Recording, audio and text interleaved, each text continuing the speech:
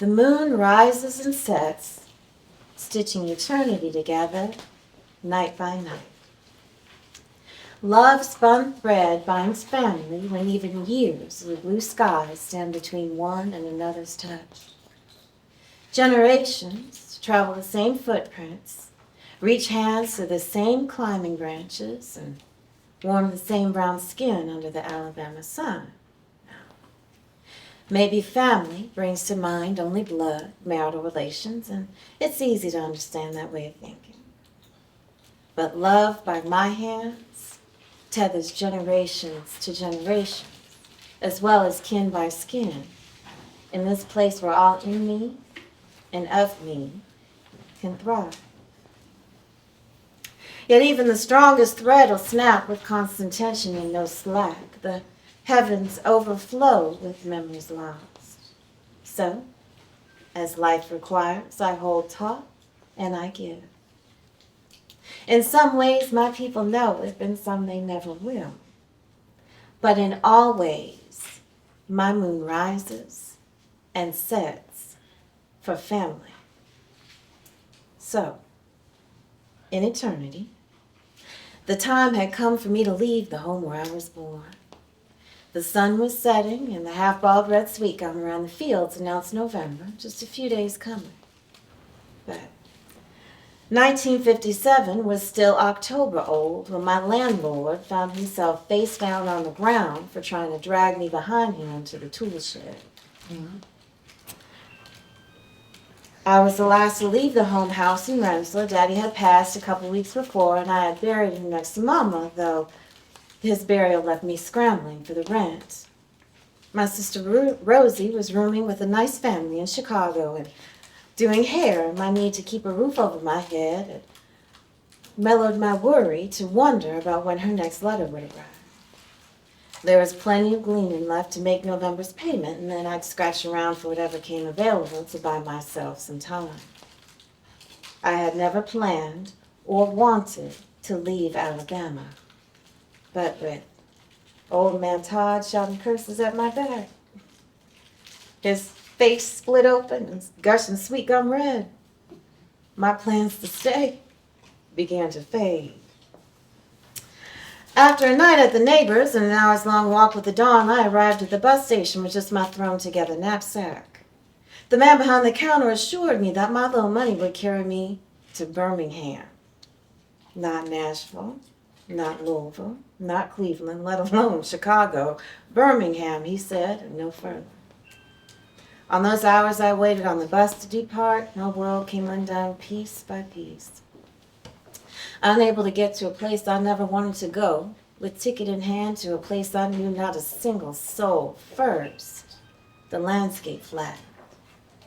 Direction was next, north, south, east, west, all headed towards the unfamiliar, and finally color, till everything faded to black and white. I rode the bus into this flat, directionless, colorless world until it shushed to a stop in my new home. Not that I knew it at the time. No, my ticket read Birmingham, and all I knew was that we had stopped somewhere between nowhere in particular and the big city. We had traveled 100 country miles, and maybe 10, stopped once, twice, 4 times, I don't know. I was huddled against my window watching the world blur by, while the man seated next to me kept up one-sided conversation about returning north after visiting with his wife and children down country.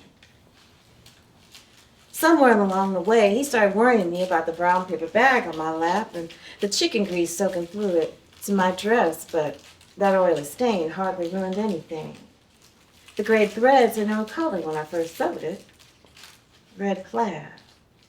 But that stain just turned light gray to ash and ash gray to black, so somewhere near Needham, I offered him the chicken. He took it and finally left me alone. We shushed to a stop and the bus emptied, some getting off, hugging loved ones hello, some taking luggage from the belly of the bus, and most everybody stretching, smiling, and laughing underneath the blue sky day. But the stops were all the same to me, so I stayed inside with my head against the glass, feeling the sun's warmth against the window. And that's when a red-heeled shoe clicked its way up the sidewalk. Two of them, if I'm honest, though, it wasn't so much the shoes that caught my eye, but the bronze stocking legs inside them. They continued up the way towards a sidewalk cafe before disappearing through the front door. My eyes traveled from the cafe to the paved sidewalk to the row of brick front shops lining a wide avenue. The sun gleamed from white tile at the bus depot, and a polished chrome dog leapt over the door. Couple folks, one like me, the other nothing like me, looked around unsure of what we were seeing. When the man seated next to me returned smelling of cigarettes and shoe polish, he urged me off the bus with a dime from his own pocket. "Miss, our next stop ain't for quite a while, and this here's a good place to stretch your legs. Why don't you go on inside and get yourself a Coca-Cola before we pull off again?" Before stepping foot to pavement, I hovered in the doorway of that bus. To the left and the right, the avenue, the sidewalk, the storefronts all extended to the horizon in either direction. But reaching the front door of the depot, the colored entrance was nowhere in sight. To my right, the shoeshine man chewed a toothpick while studying the shoe and the polish in his hands from every angle.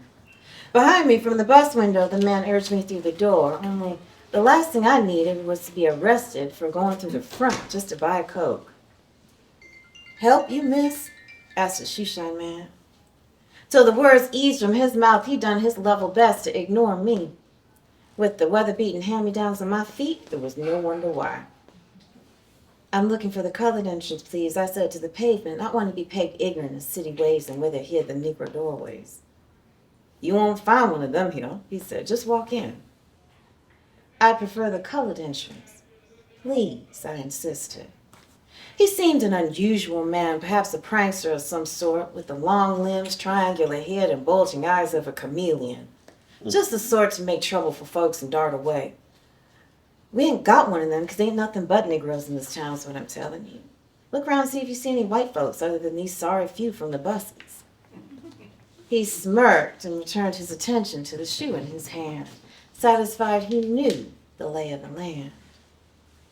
A dark brown man sold bus tickets and answered questions inside, while two soldiers in army-issue khaki rushed past me, one with the deep mulberry skin of the ready harvest, and the other, my same sun-gold cinnamon with dark freckles on his cheeks, who placed a hand to his peaked cap. A light-skinned woman with a wild mane of bottle red hair rushed into a yellow cab driven by a portly man of pecan complexion. He sped past an ebony police officer in white gloves holding palms up, meaning stop. A deep bronze man across the street wore paint-covered bib overalls, smoking a cigarette next to another bib-overalled man, Cocoa Brown. And the family by the drink machine, well, the mama, she was high yellow, but her husband was a rich, deep brown to match some good, peaty soil. One child favored him, one her, and one fell to a brown somewhere in the middle, and that was just within those few feet of me at the depot. Up and down the avenue, Negroes of every shade came together like the dusk in a fall forest. I should have been glad, relieved to find such a sight on my journey.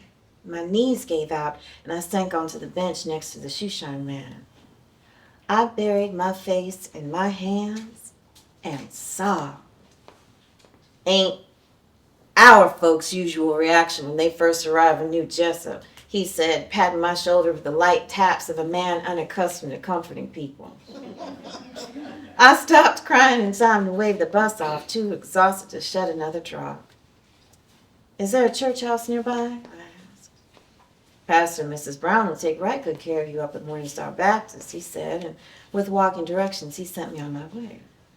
But after I took a couple steps up the sidewalk, he called out. When I turned, he spoke to the stain on my dress and the marks on my arm that weariness had me forgetting to hide. "But miss, if you looking for white folks, and I don't imagine that you would be, but say that you are, well, you'd have to get all the way to the other side of the woods to find a single one." All right, I'll go on. Just this next part. I slept in a room with flowered wallpaper and mauve carpet and a bookshelf next to a desk, although maybe slept isn't the right word. I fell into a bed behind my eyelids and disappeared from the world in that room, too weary to dream about where I came from or where I was going. In that bed, 1 hour turned into 2, turned into blankness until I woke with the dawn with the door latched. With hardly a footfall, Mrs. Brown had left a tray of warm buttermilk biscuits, strawberry preserves, and thick slabs of good country ham on a tray next to the bed. Although instead of eating, I turned over and watched the sunrise, signaling the end of my overnight stay. Out the window, the neighborhood street climbed a hill with gold crowning a peak like salvation, promising that if I reached the horizon, Chicago was just on the other side. Just beyond the place where day met night, just beyond the place where trees met sky, just beyond the place where gold touched pavement, my sister Rosie waited. The food cooled while I watched the sun come up from underneath thick quilts. Even wrapped in warmth, I could not shake the chill of 2 dresses, some underclothes, my weather-beaten hand-me-down shoes, all Rosie's letters tied with string, a half-used ticket to Birmingham, and that unused dime for that Coca-Cola, being everything I had in the world to complete a journey I never wanted to take. But without any better option, the sunrise hinted that the horizon was waiting. After a gentle knock, the door creaked again. A hand came to rest on my shoulder with the permanently curved fingers of a mama's caring touch. Mrs. Brown was a wisp of a woman with acorn skin and sweet, smiling eyes. I thanked her for the food and the kindness of a place to lay my head and promised to get out their hair just as soon as I visited the privy and washed up. Smiling kindly, tolerably, she said, "You're welcome to use the restroom, child, and nobody is rushing you out the door." The Browns were patient, wonderful, and over some days the warmth of the parsonage steeped into me slowly. The house smelled of lavender and peppermint, had real wallpaper in the walls. The cakes of soap were always nestled atop thick towels in the restroom, knobs for hot and cold water for pipes underground to fill the tub, and Mrs. Brown used machines to beat and dry her clothes, beat her rugs, wash and dry her clothes, beat her rugs. The house was comfortable and modern, and I figured everything Rosie must have in Chicago. Only I was still in Alabama, maybe 4 stops into a journey I had not figured out how to complete. Now, Pastor preached the gospel of New JESSUP, chapter and verse.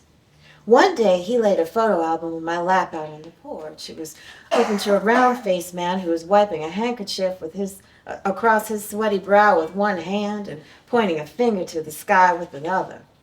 He favored Pastor, save for the gray hair all over his head that had just started creeping into Pastor's temples. Pastor Brown smiled silently at the pages, his gaze lingering on the photograph, enjoying the memory. Leaning closer, I read the faded newspaper clipping on the opposite page from the 1904 Tunnel Springs Star. All community-minded colored people willing to sow and build upon the soil of this state will find a welcoming respite in New JESSUP, Gilliam County, Alabama. All trades taught and professional class welcome as we seek to leave nothing wanting in the construction of our community, wholly adherent to the virtue of self-reliance. Work is plentiful and land is available for purchase, outright or by work agreement, to those endeavoring to assist in the settlement of all colored New JESSUP. This is unimproved land waiting for strong men and hardy women to join our efforts. Your ideas about town building will be valuable as we seek to grow to more than 10,000 colored settlers seeking to call Alabama home. If you make suggestions that the community adopts, you will be given the opportunity to receive your share of the benefit. Upon arrival, inquire after Ralph Green, Duke Royal, Clifford Campbell, Jensen Franklin, Isaiah Bell, Luke Morris, or Dayton Laramie. My sleeve crept up while I read, revealing the sausage-thick bruises on my right forearm again. Other than offering aspirin and ice, neither Pastor nor Mrs. Brown had asked about the marks or the way I was favoring my right shoulder. Now, Pastor's eyes locked on my attempt to pull my sleeve and hide the skin. He picked up mid-thought, as if continuing aloud a conversation begun in his mind. This will sound familiar. Because this town, you see, it was born of the swamp, from days of tribulation. I'm telling it myself. But from tribulation comes perseverance, and perseverance, character, and character, hope. You know what I'm saying, sister? Yes, sir, Pastor. That's all you can say to stuff like that, right? That's my father on the page during his first sermon in the sanctuary across the street. He pointed to the man in the clipping. And this was the advertisement that brought my family here when I was just a little boy. It was a long road to build that church, a lot of labor, a lot of nickels and dimes. When we pulled up in our wagon in 1904, there wasn't much to New JESSUP but swampland and opportunity, including the opportunity to thrive amongst our own community, he said with a final glance at my wrist, now covered. Amen. Yes, sir, amen, Pastor, I said, and we never opened the door of my leaving Rensselaer again. The address on Rosie's last letter had no telephone, so I wrote her with the same information over and over for weeks, news about our daddy and my whereabouts. Meantime, one day, walking back from the post box, Mrs. Brown showed me a large room off the church fellowship hall where an explosion of clothing donations overflowed from the collection bins. No need to ask whether I sewed, she said, since all we country girls were born with needle and thread in hand. Some of the pieces were worn, needing repair, but there were plenty of store-bought, never-worn clothes among the piles. After a day or so, we finished separating everything, and I asked for that needle and thread. She sat me at a singer instead. The stitches flew on that sewing machine, straight and even through all sorts of clothes. Design ideas filled my mind with something other than that sunset silhouette behind me or the horizon ahead. I busied myself from morning until night, inspecting, patching, French seaming, reinforcing. I attached taffeta ruffles on little girl dresses, gave little boy coats corduroy and flannel at the collars, hand-embroidered delicate patterns on the wrists and plackets of women's blouses, and reinforced men's dungarees to work plenty more shifts. While sitting at the sewing machine one day, Mrs. Brown approached me with a wool skirt suit sheen in purplish navy with a VTL tag stitched in the collar. The fabric was pristine, unworn, and needed nothing but the right-sized woman to snap it up. Refusing my "no thank you, ma'am," and I couldn't possibly, ma'am, she insisted I cut it down to fit me. So, over some days, I refitted it for my friend. After around a month with the Browns and still no word back from Rosie, Mrs. Brown suggested I wear that navy blue skirt suit for an outing, just the two of us. As the setting sun reflected red clay across the horizon and the clouds, we pulled into traffic on Venerable Ave. "I'm sure you know by now there are worse places than New JESSUP," she said as we sat in her Buick. "You still haven't heard from your sister, have you?" "No, ma'am, not yet." "You have anywhere to stay once you reach Chicago, or any money for a rooming house? I mean, Pastor and I can give you a little something to put in your pocket, but where will you go?" I shrugged. It was not the first time she had asked, laying the horizon ahead of me again that early December day, winter being the time of year Rosie had described Chicago as knock you down hateful in her letters. That's true, by the way. "Well, till you find Rosie, at least save up a little. What say you stick around a spell? I have somebody I think you should meet." We parked and hustled up Venerable Ave towards a tan-skinned woman locking the door at the tailor-made dress shop. Mrs. Brown started in right away, bragging on all my sewing. The woman looked me over from head to foot in silence. Then she lowered her glasses and looked over top of them, inspecting me with a look practiced in finding flaws. "No, ma'am, I had not worked as a seamstress assistant." "Yes, ma'am, I had just learned how to use a sewing machine." "No, ma'am, I had no formal training." "Yes, ma'am, I graduated high school." "No, ma'am, I never worked with satin, lace, silk, or sequins." And "Yes, ma'am, I was new in town." She invited us inside, where she inspected my work closer. She needed not look at the tag inside the collar to know I had cut down a Vivian Taylor Laramie original.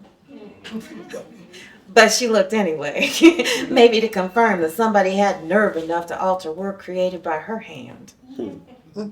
What is your name again? She asked my reflection in the mirror. Alice Young. And you only recently learned to use a Singer sewing machine, Alice Young? Yes, ma'am, just a couple weeks ago.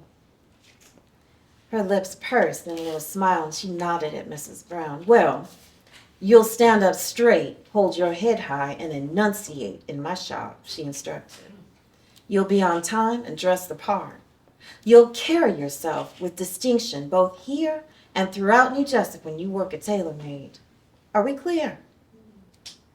I have no idea whether or not I knew I was home. What I knew and wanted Rosie to know and come see was that this, too, was Alabama. And I'm sorry. Yeah.